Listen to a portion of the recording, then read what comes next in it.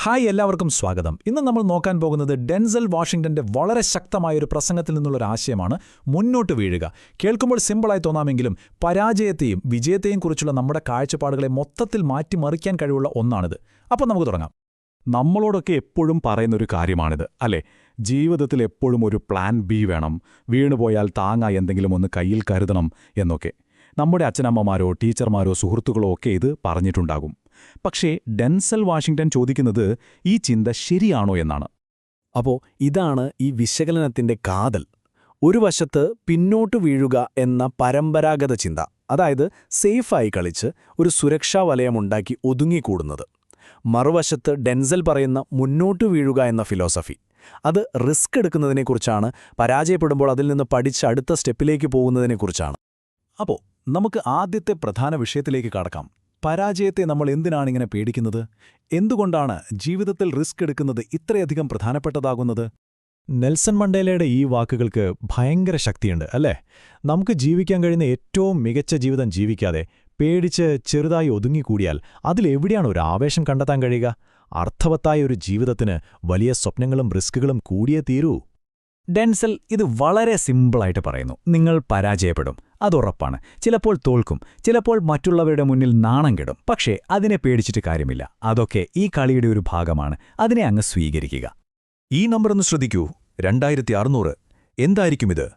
ഇത് ബേസ്ബോൾ ഇതിഹാസം റഗ്ഗി ജാക്സൺ അദ്ദേഹത്തിന്റെ കരിയറിൽ സ്ട്രൈക്കൌട്ടായ, അതായത് പരാജയപ്പെട്ട തവണകളുടെ എണ്ണമാണ്. കണ്ടില്ലേ, ഇതാണ് പോയിന്റ്. ആരും അദ്ദേഹത്തിന്റെ 2600 പരാജയങ്ങൾ ഓർക്കുന്നില്ല.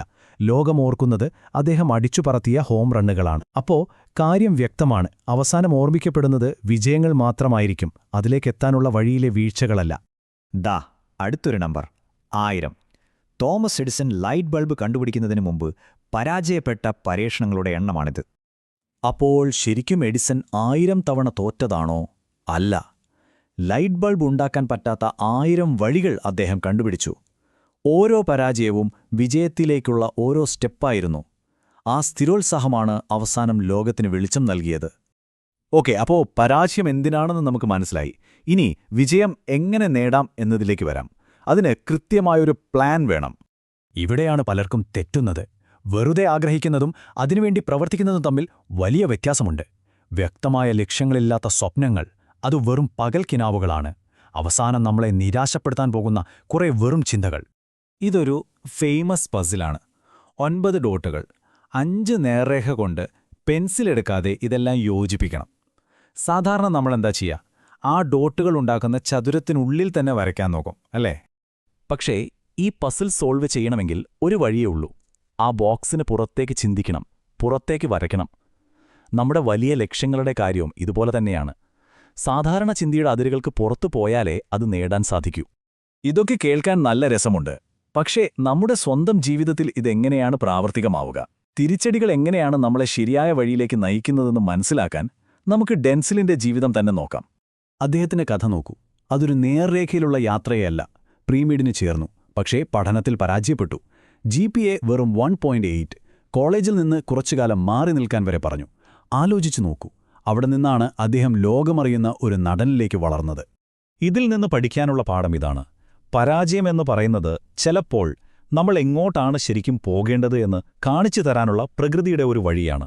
അതൊരവസാനമല്ല, ഒരു വഴിത്തിരിവ് മാത്രമാണ്. ഇനി നമ്മൾ ഈ വിശകലനത്തിലെ ഏറ്റവും ആഴത്തിലുള്ള ഒരു ആശയത്തിലേക്കാണ് പോകുന്നത്.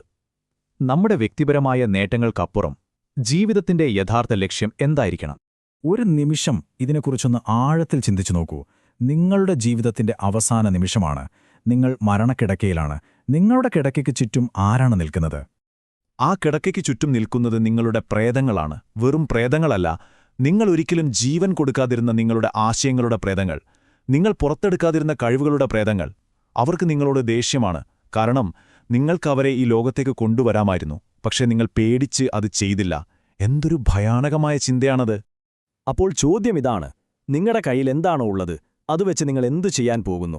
നിങ്ങളുടെ സമയം, നിങ്ങളുടെ കഴിവുകൾ, നിങ്ങളുടെ സ്നേഹം, ഇതൊക്കെ മറ്റുള്ളവർക്ക് പ്രയോജനപ്പെടുന്ന രീതിയിൽ എങ്ങനെ ഉപയോഗിക്കും? ഇതാണ് ആത്യന്തികമായ ചോദ്യം, അല്ലേ? നമ്മുടെ ജീവിതം അവസാനിക്കുമ്പോൾ ഖേദങ്ങളാണോ അതോ സംതൃപ്തിയാണോ നമുക്ക് കൂട്ടായി വേണ്ടത്? ആ പ്രേതങ്ങളെ ഒഴിവാക്കാൻ നമുക്കിന്ന് എന്തു ചെയ്യാൻ സാധിക്കും? അവസാനം നമ്മൾ തുടങ്ങിയ അതേ ശക്തമായ ആശയത്തിലേക്ക് തിരിച്ചെത്തുന്നു. ജീവിതത്തിൽ വീഴ്ചകളുണ്ടാകും, അതുറപ്പാണ്. പക്ഷേ ഓരോ തവണ വീഴുമ്പോഴും പിന്നോട്ടു പോകുന്നതിന് പകരം അതിൽ നിന്നൊരു പാഠം പഠിച്ച് മുന്നോട്ട് കുതിക്കുക. അപ്പോൾ ഡെൻസൽ വാഷിംഗ്ടന്റെ ഈ തത്വശാസ്ത്രം നമ്മളെ ഓർമ്മിപ്പിക്കുന്നത് ഇതാണ്: പരാജയങ്ങളെ ഭയക്കാതെ റിസ്കുകളെടുത്ത് നമ്മുടെ ഉള്ളിലുള്ള കഴിവുകളെ മുഴുവനായി പുറത്തെടുത്ത് ജീവിക്കണം. ഈയൊരു ചിന്ത നിങ്ങൾക്ക് ഉപകാരപ്പെട്ടെന്ന് തോന്നിയെങ്കിൽ തീർച്ചയായും ഈ വിശകലനം ലൈക്ക് ചെയ്യുക. ഇതുപോലുള്ള കൂടുതൽ ആഴത്തിലുള്ള വിശകലനങ്ങൾക്കായി ഈ ചാനൽ സബ്സ്ക്രൈബ് ചെയ്യാനും മറക്കരുത്. കണ്ടതിന് ഒരുപാട് നന്ദി.